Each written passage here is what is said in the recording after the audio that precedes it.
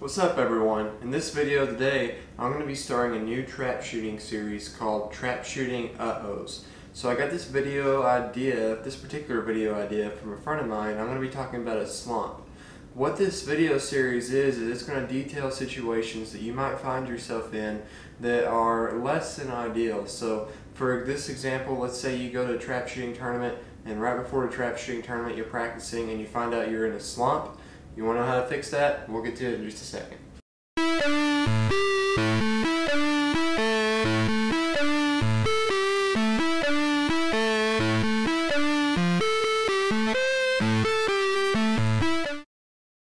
Alright, so a slump in trap shooting I think is somewhat inevitable that at some point during the season you're going to find yourself in a little bit of a slump.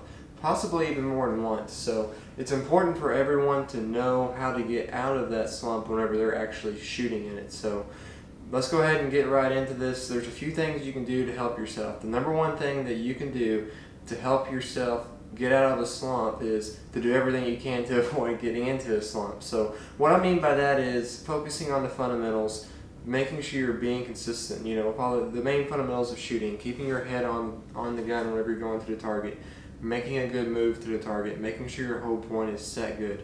Doing all the fundamental things of shooting will help you make sure that you're consistent. And whenever you're consistent, you're going to avoid slumps most of the time. Now, of course, we're all humans, so we're all going to need to know how to actually work our way out of one. So that brings me to my second point.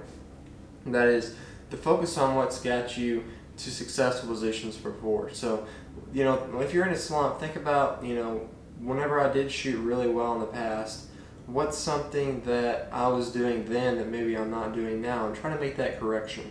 But the worst thing that you can do when you're in a slump is to change everything. So for me, for example, I remember one tournament that I actually went 2 days before to go practice at the facility. It was probably my biggest tournament of the year, or one of them anyway, and I found myself in a slump when I was actually at the facility in my singles game and my handicap game. Now doubles, I never really went into a slump in, but the other two disciplines I definitely did. So what I did is I stayed focused on the fundamentals that I knew I needed to be executing, because you know I figured that more than likely I was just not being fundamentally sound, and so I was able to kind of come out of that slump and have a successful tournament that time, because you know, I just stayed focused on what I knew that I needed to be doing to break the target well and execute consistently.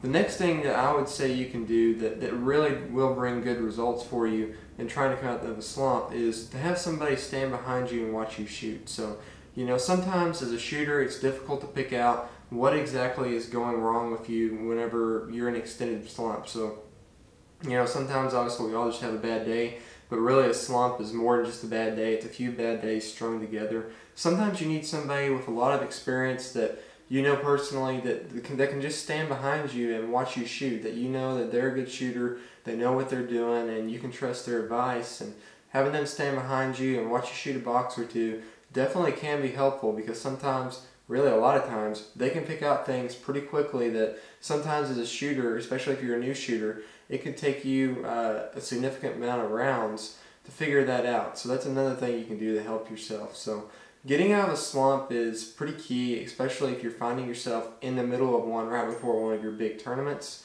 Really it comes down to focusing on the fundamentals, having someone help you if they need to.